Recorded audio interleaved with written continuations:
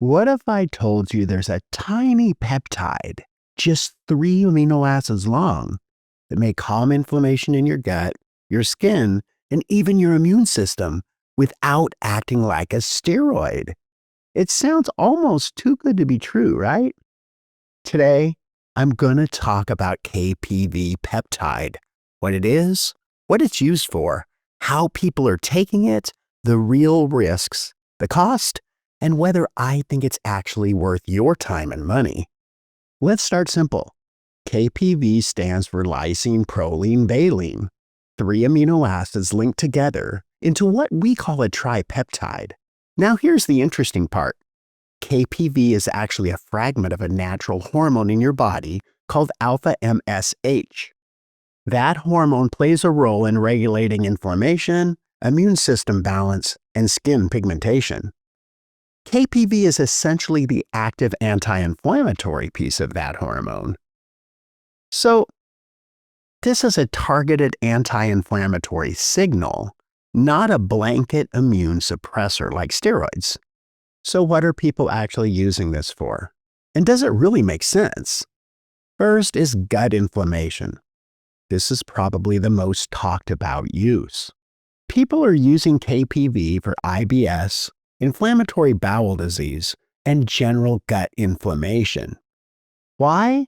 Because it may reduce inflammatory cytokines, support gut lining repair, and calm immune overactivity in the GI tract.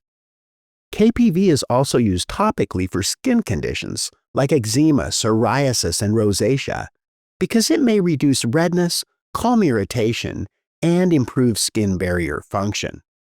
Third, some people try it for chronic inflammation, autoimmune-type symptoms, and general immune dysregulation. But I want to be very clear here.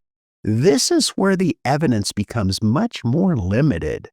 And finally, early research suggests that it may inhibit certain bacteria, and it may support the immune system.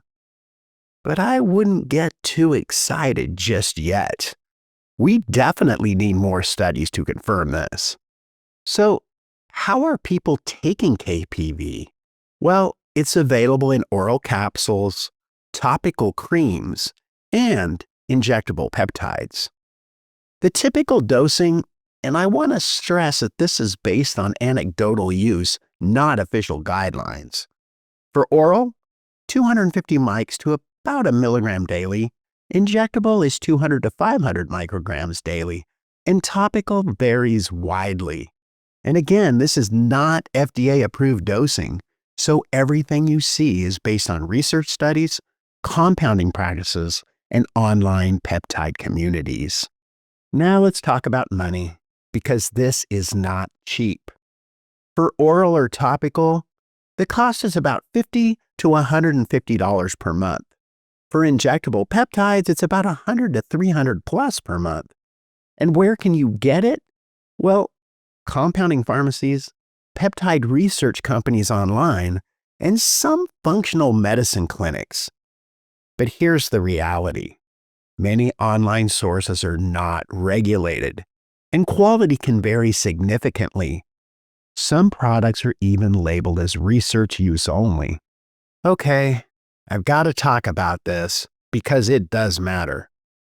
KPV appears generally well tolerated in limited studies, but there are possible side effects, including mild irritation with the topical products and injection site reactions with the injectable ones.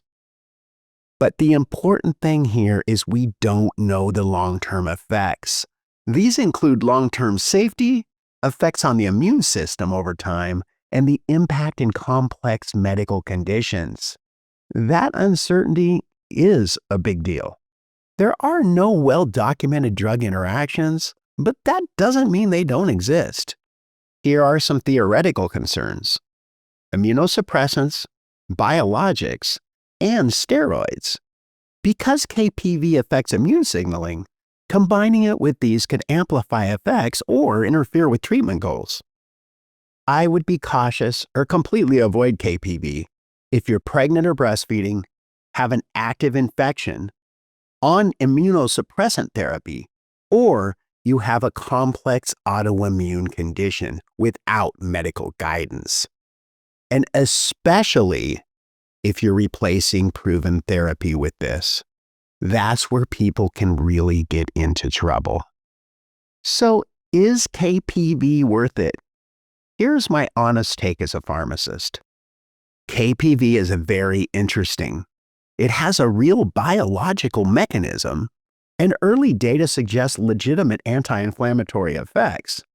But it's not FDA approved, long-term safety is unknown, dosing is not standardized, and quality varies widely depending on source.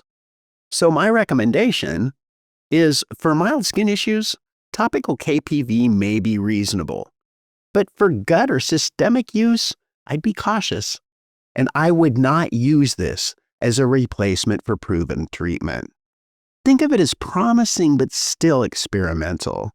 Now, if you want to see the supplements and products I actually trust and use, check the description section of this video. And if you like clear, honest breakdowns like this, please subscribe to my channel, because I release new videos weekly. My name is Pharmacist Michael. Be happy, be healthy, and I'll see you in the next video.